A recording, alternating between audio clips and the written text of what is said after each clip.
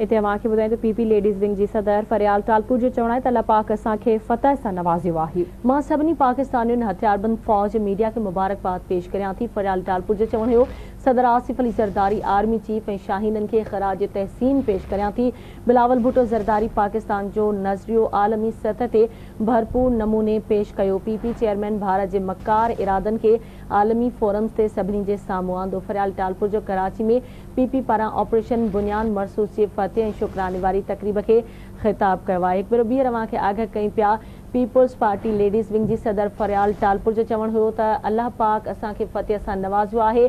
मां सभिनी पाकिस्तानियुनि हथियारबंद फ़ौज मीडिया खे मुबारकबाद पेश करियां थी।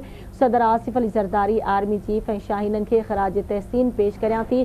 फरियाल टालपुर जो ख़िताब कंदे वधीक चवणु हुयो त बिलावल भुट्टो ज़रदारी पाकिस्तान जो नज़रियो आलमी सतह ते भरपूर नमूने पेश कयो। पीपी चेयरमैन भारत जे मकार इरादनि खे आलमी फोरम्स ते सभिनी जे साम्हूं आंदो।